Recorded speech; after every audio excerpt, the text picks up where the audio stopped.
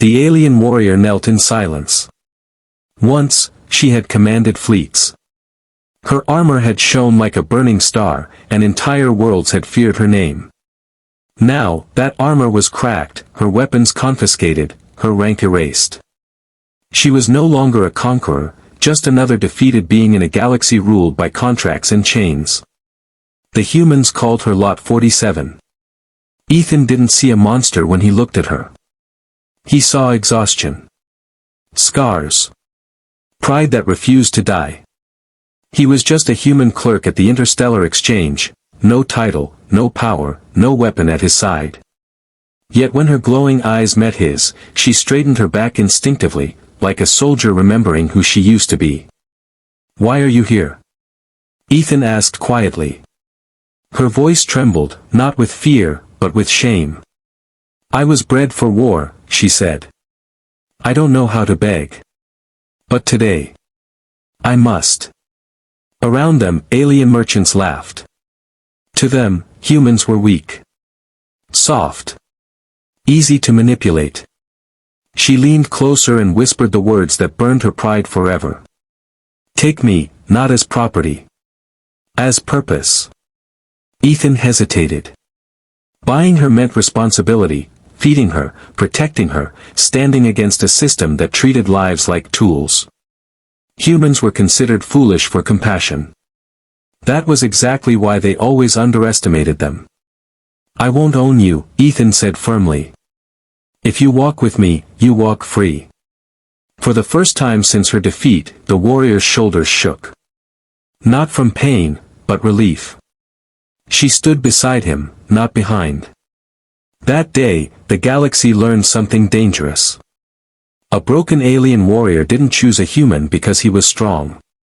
She chose him because humans still believed broken things could heal. And that belief had changed the fate of stars. They laughed at Ethan. A human leaving the exchange hall with a former alien warlord at his side was a joke to most species. Merchants whispered. Guards smirked. To them, compassion was weakness, and humans were famous for it. The warrior noticed everything. On the transport ship, she stood stiff, hands folded behind her back, waiting for orders that never came. Old habits died hard. "You can sit," Ethan said gently, offering her a ration pack.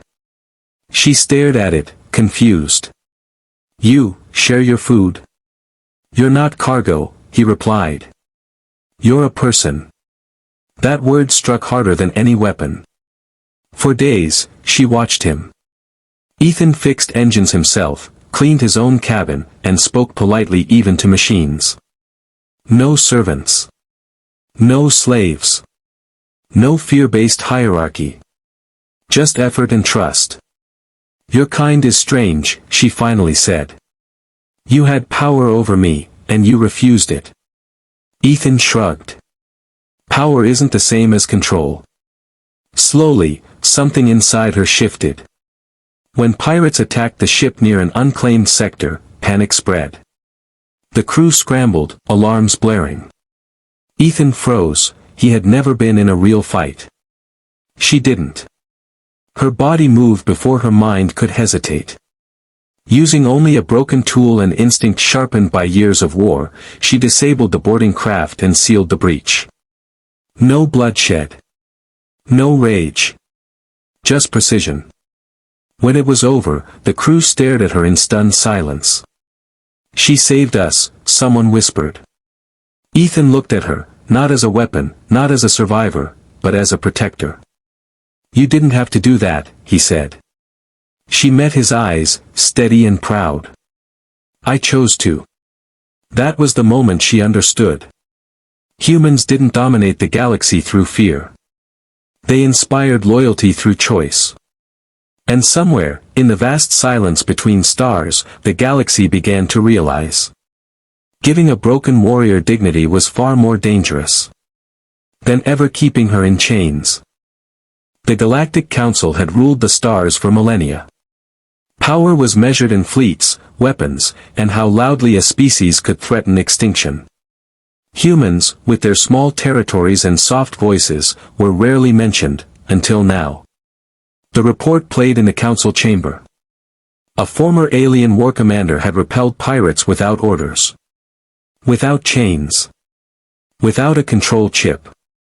And she had done it while standing beside a human. Murmurs spread. Impossible. Humans don't command warriors like her. Then why did she fight? Ethan stood at the center of the chamber, hands empty, posture calm. He wasn't a general. He wasn't a diplomat. He was just a human who refused to bow. Beside him stood the warrior, unarmored yet unbroken. She is dangerous, one counselor hissed. Return her to containment. Ethan spoke softly, but every translator amplified his words.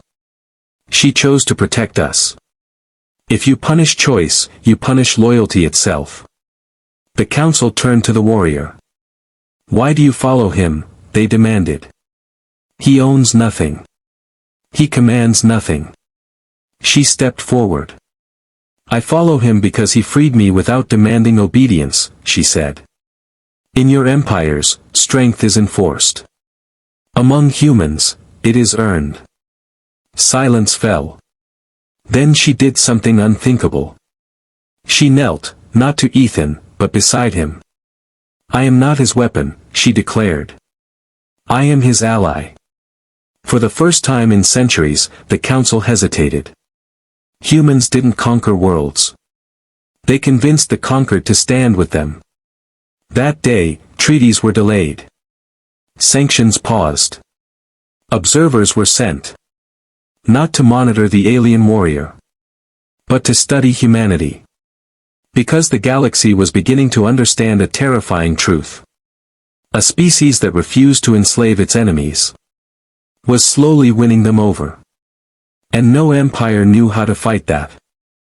The galaxy didn't change overnight. But something subtle began to shift. On trade stations, defeated soldiers started refusing control implants. Former enforcers hesitated before raising weapons. Prisoners began asking a strange question. Is there a human sponsor?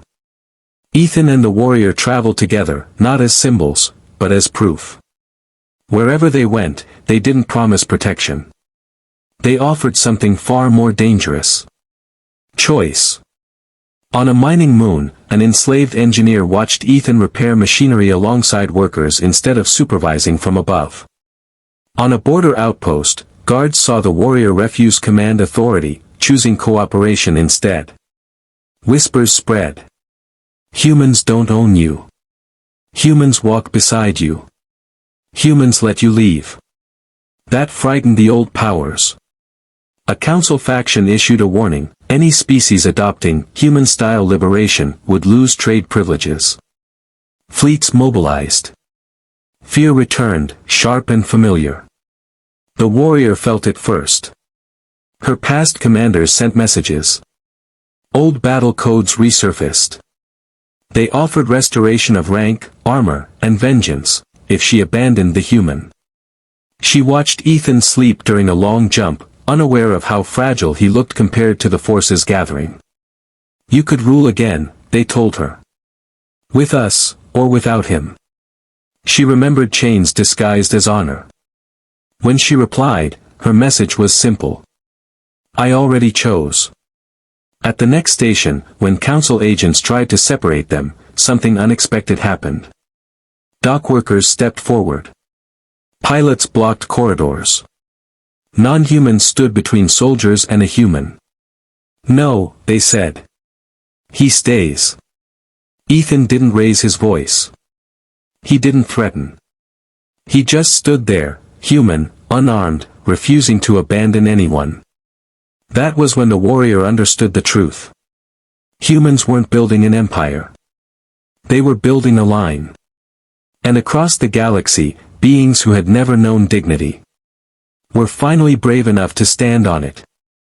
The warning came too late. A council-aligned fleet intercepted Ethan's ship near a neutral relay point. No weapons were fired, yet. Instead, a cold legal order echoed through the comms. Surrender the former alien warrior. Human presence is no longer protected. Ethan felt his chest tighten. Around them, Allied pilots hesitated. No one wanted to be the first to defy the Council openly. The warrior stepped forward, eyes calm but burning. "This is my fault," she said. "If I go, they'll spare you." Ethan shook his head immediately. "That's how this always starts," he replied. "One person traded away so everyone else can feel safe." Outside the viewport, ships repositioned. Targeting systems locked, but still no attack. The Council wanted obedience, not war. Not yet. That was when a transmission cut through every channel. A mining captain. Then a medic ship. Then a cargo hauler crewed by 3 different species. "We remember what humans did for us. We stand with them. We will not hand over someone who chose freely." The fleet commanders hesitated. This wasn't rebellion. This was refusal. The warrior looked at Ethan, something new in her expression, not fear, not gratitude. Responsibility. "If this turns violent," she said quietly, "I won't hold back." Ethan met her gaze. "I'm not asking you to be gentle. I'm asking you to be you." When the first Council drone advanced, the Allied ships didn't fire. They moved, forming a protective ring around the human vessel. No Empire banners. No unified species. Just individuals, choosing. The Council fleet withdrew, broadcasting one final message. This matter is not over. They were right.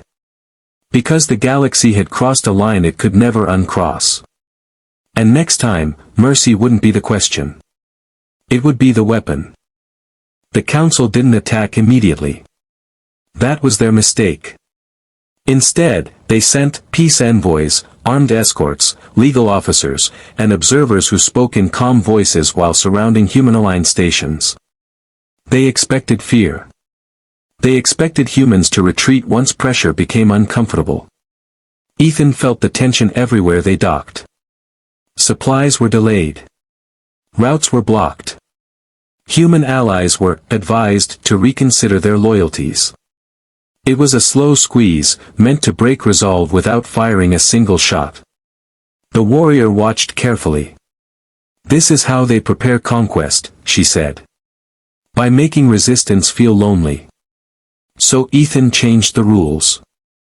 He broadcast a simple, open message across public channels: no threats, no speeches. Any being who stands with us does so freely. No contracts. No chains. If you walk away, you are not our enemy. The Council expected defections. They got arrivals. Independent captains. Refugee convoys. Small patrols from species that had never acted without orders before. Not fleets, people. The first real clash came at a relay station. Council security attempted a forced seizure of a liberated crew. The warrior stepped forward, not to attack, but to block the path.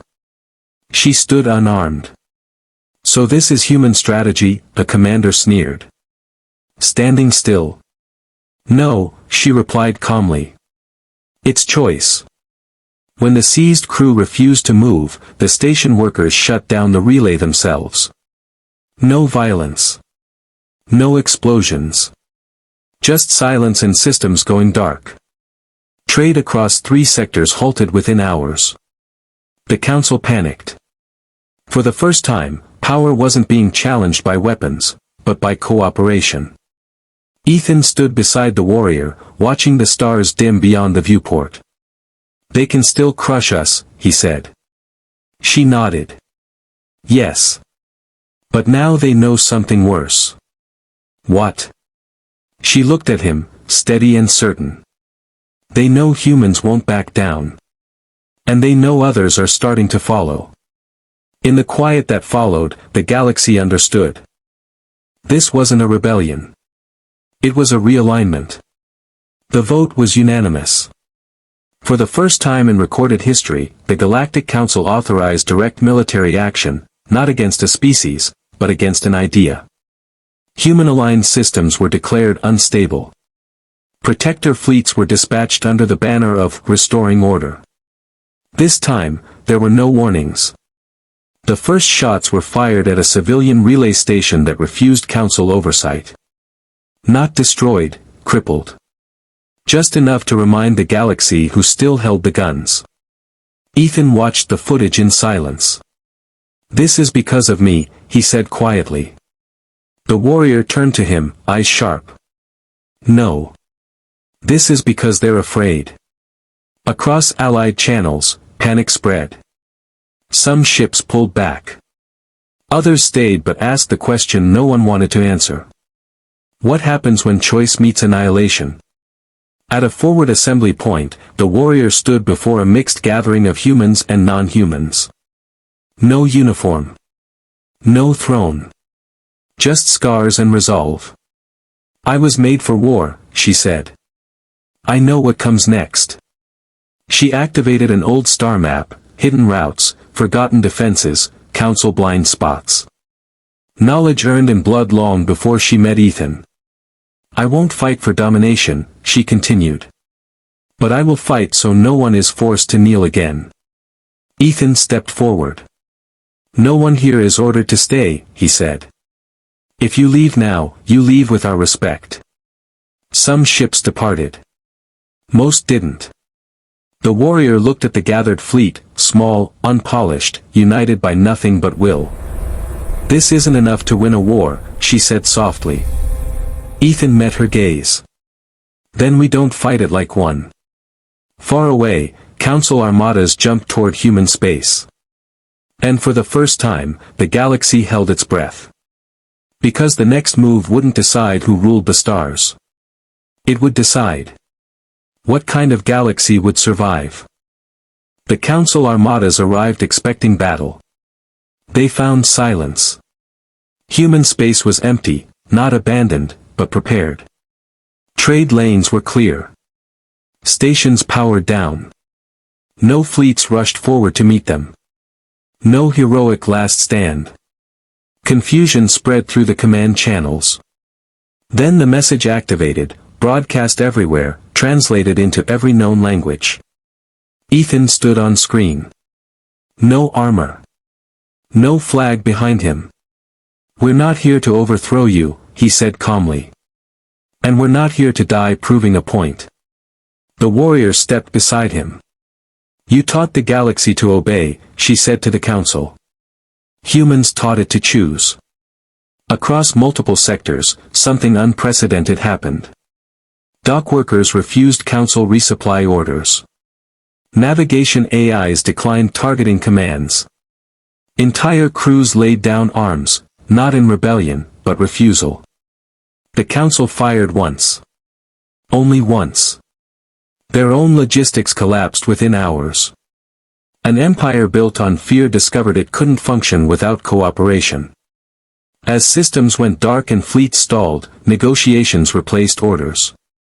Not treaties of surrender, but agreements of limits. The Council's authority was rewritten. Not destroyed. Defined. Weeks later, at the same exchange where it all began, Ethan walked freely among stars once ruled by chains. The warrior stood beside him, not as his shield, not as his weapon. As his equal. "What happens now?" she asked. Ethan smiled faintly. "Now we rebuild. Slowly. Together." She looked at the galaxy, still dangerous, still flawed, but no longer hopeless. "I was broken," she said. "You didn't fix me." Ethan shook his head. "You fixed yourself. I just didn't stop you." History would remember this era not as the rise of humanity, but as the moment the galaxy learned that the most powerful force among the stars was not conquest. It was the freedom to stand and choose.